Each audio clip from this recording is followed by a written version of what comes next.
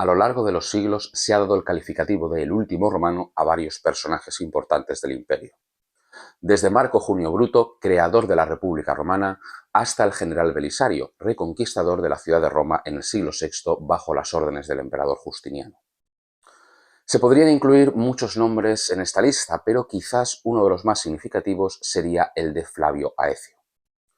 Generalísimo de los ejércitos de Occidente, este noble fue la última personalidad con poder real como para poder haber salvado al imperio de su desaparición en el año 476 de nuestra era. Bienvenidos a la historia jamás contada.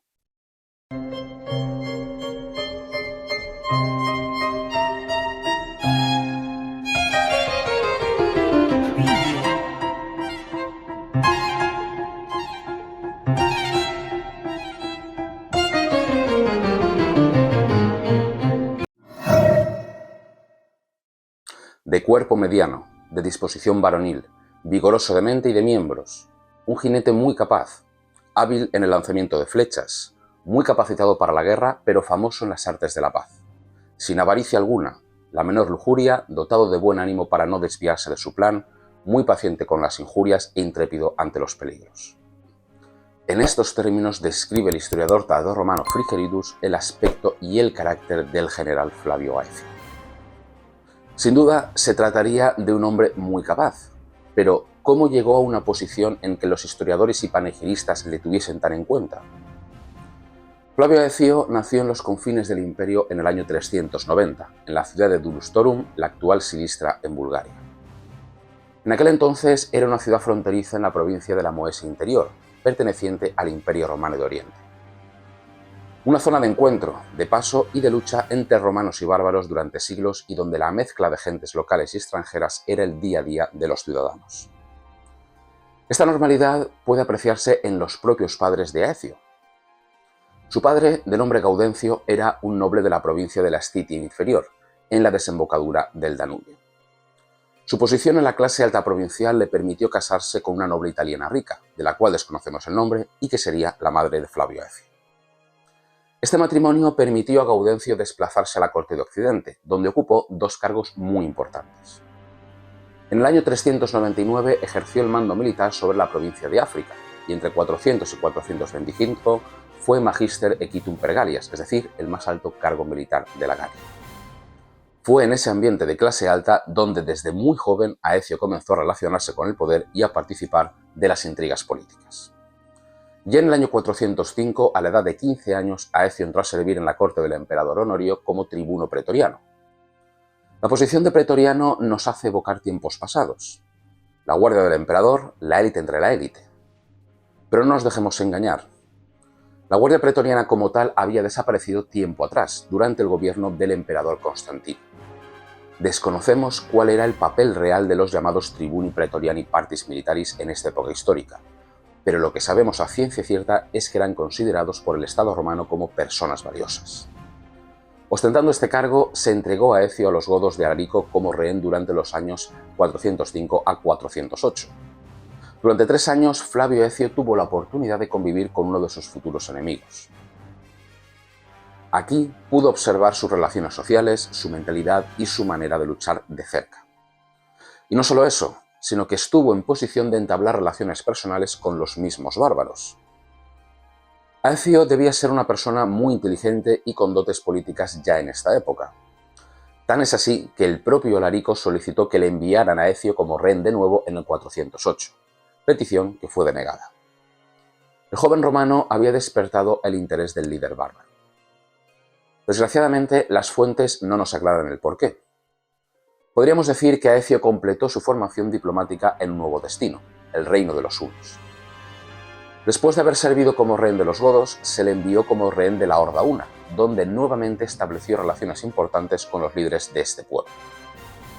Una vez de vuelta en la corte imperial, Aecio estaba listo para desempeñar cargos de responsabilidad. En el año 423, Aecio tenía 33 años. En esta época histórica era ya un hombre hecho y derecho. Había recibido una formación práctica magnífica de cómo se manejan los asuntos de Estado, por lo que estaba preparado para asumir altas responsabilidades. Será entre los años 423 y 425 cuando Ecio salte a la primera fila de la política romana. El emperador Juan, nombrado augusto de Occidente a la muerte de Honorio, le otorgará el cargo de cura palati, protector del palacio. Al ser considerado como un usurpador por Teodosio II, Juan no contaba con los apoyos de toda su parte del imperio, sino que tuvo que recurrir a aliados externos para asegurar su poder. Con esta misión, Aecio fue enviado a territorio de los hunos para lograr su apoyo a la causa de Juan. Y tuvo éxito. En 425, Aecio se presentó en Italia con una horda de hunos, los cuales serían su mejor baza a partir de ese momento. En el siguiente movimiento político de Aecio podemos observar cómo el Estado romano occidental había perdido peso como tal y eran las personas que por la fuerza usurpaban el poder las que tomaban las decisiones. Aecio había traído a un gran ejército huno, pero llegó tarde. Cuando se presentó en Italia, Juan ya había sido derrotado y ejecutado. En esa posición vulnerable, Aecio decidió pactar. Se entrevistó con Gala Placidia, la madre de Valentiniano III, y acordó que devolvería a los hunos más allá del Limes, a las provincias de Hungría, a cambio no solo de su vida, sino también del cargo de comes et magister utriusque militia per Acalias, comandante supremo de las tropas de la Galia. Aecio había logrado una posición de fuerza dentro del imperio, algo que aprovecharía para seguir labrándose una carrera en los siguientes años. Se puede decir de Flavio Aecio que manejaba igualmente de manera resuelta las artes de la política y de la guerra. Disponiendo de las tropas de la Galia, hizo buen uso de la fuerza para reafirmar tanto su autoridad como gran general, como el dominio de Roma dentro de las fronteras imperiales. En el año 425 levantó el asedio al que se estaban sometiendo los visigodos a la ciudad de Arles, y en una campaña de 2 años, en 427 y 428, se enfrentó a los francos ripuanos. Después de derrotarlos en sendas batallas en las ciudades de Tours y Arras, los francos se vieron obligados a volver a la margen derecha del río. Con los deberes hechos, Aecio estaba listo para un nuevo ascenso.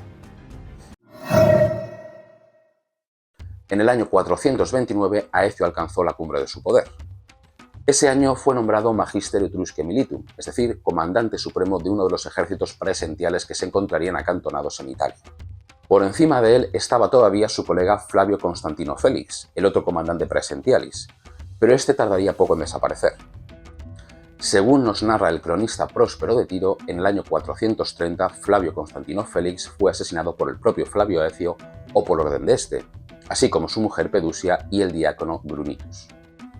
La crónica nos indica que la causa fue anticiparse a un complot que estaban organizando para asesinar al propio Aecio. En esta pequeña noticia podemos darnos cuenta de cómo era la política romana en estos años. Cada uno debía proteger su poder mediante la fuerza. La ley y sobre todo la autoridad imperial cada vez tenían menos peso en los asuntos políticos. Y este es solo un pequeño ejemplo de cómo estaban las cosas en la corte de Rávena. 2 años después, las disputas de poder llegaron mucho más lejos. Sería completamente injusto hacer un documental sobre Flavio Aecio y no hablar de la mujer más poderosa del Imperio Romano de Occidente en estos años, Gala Placidia. Gala Placidia era la madre del emperador Valentiniano III, pero no solo eso, sino que tenía una sangre más azul que muchas de las reinas de los siglos XVI o XVII. Su padre había sido el gran emperador Teodosio I, y su madre, Gala, era a su vez hija del emperador Valentiniano I. También era hermanastra de los emperadores Honorio y Arcadio, y fue esposa del emperador de Occidente Constancio III.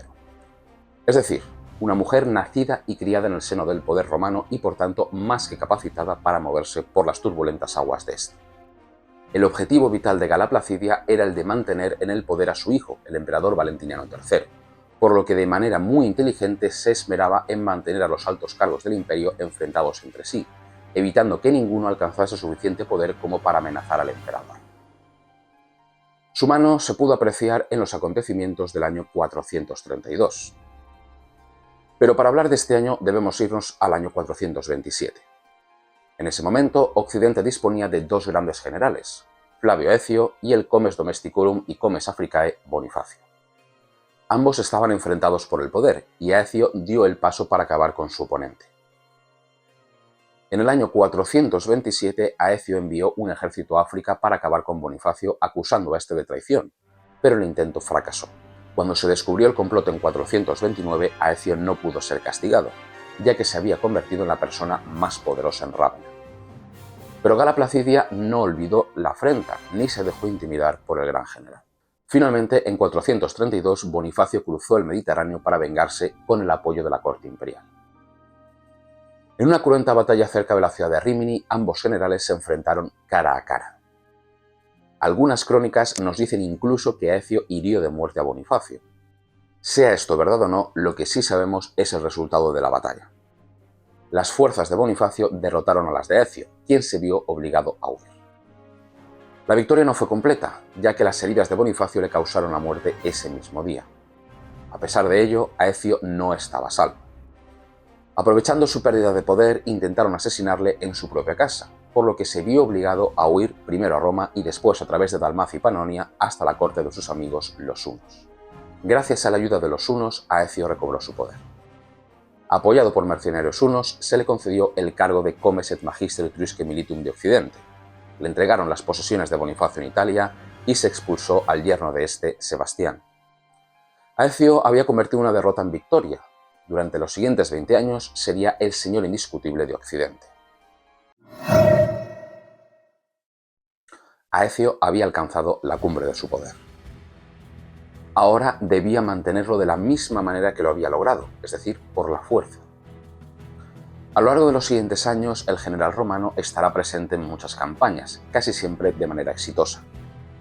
En 436 derrotó a los burgundios y al año siguiente envió a los hunos contra ellos para que los eliminasen definitivamente.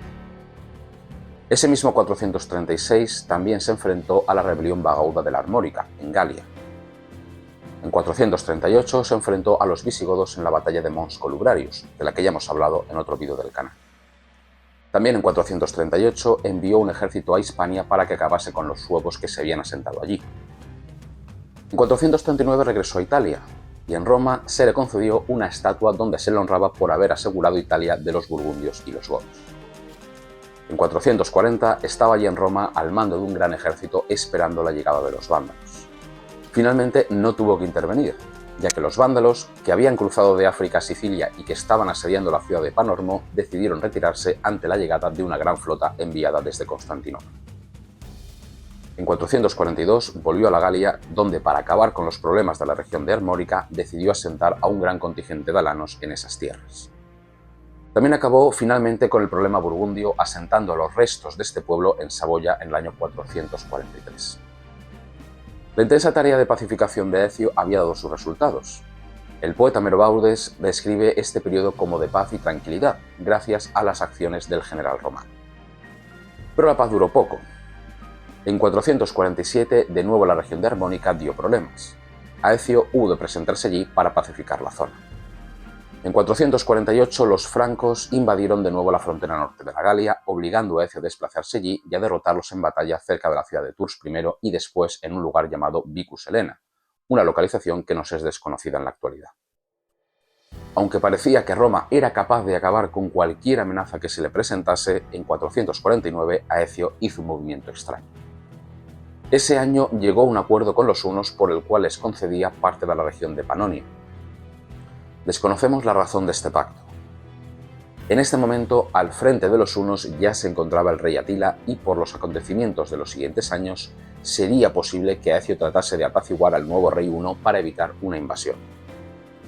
Finalmente, la invasión tuvo lugar en 451, desembocando en el asedio de Aurelianorum y la batalla de los campos catalónicos que podéis conocer en detalle en otro vídeo del canal. A pesar de haber vencido claramente a los hunos en batalla, Aecio no logró destruir sus fuerzas, por lo que en 452 Atila invadió Italia en una expedición de saqueo. Es aquí cuando las fuerzas de Aecio comenzaron a flaquear. Además del fracaso en detener a los hunos en 452, las fuentes nos dicen que en 453 fue capaz de detener la expansión de los visigodos en el río Loira, pero no pudo levantar el asedio de la ciudad de Arles. Este momento de flaqueza no pasaría desapercibido a sus enemigos políticos. En la corte de Rávena ya estaban planeando su final. El patricio Petronio Máximo había preparado una conjura contra él. El día 21 de septiembre de 454, en el Palacio Imperial de Rávena, Aecio se encontraba en audiencia con el emperador Valentiniano III cuando los guardias saltaron sobre él. El emperador, empuñando su propia espada, asesinó al veterano general con sus propias manos. Este acto podría interpretarse como la violenta recuperación de la autoridad de un emperador de manos de sus generales, pero nada más alejado de la realidad. La conjura, preparada por Petronio Máximo, tenía la intención de auparse él con el poder de Aecio.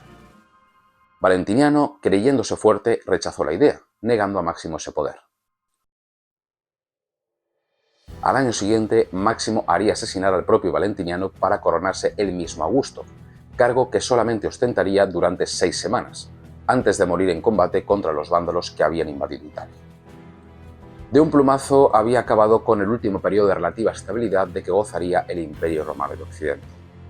Nadie tras Aecio sería ya capaz de restaurar el orden ni de tener tanto poder como para enfrentarse a cualquier amenaza. Se había llegado a un punto de no retorno que acabaría con la caída de Roma en el año 476.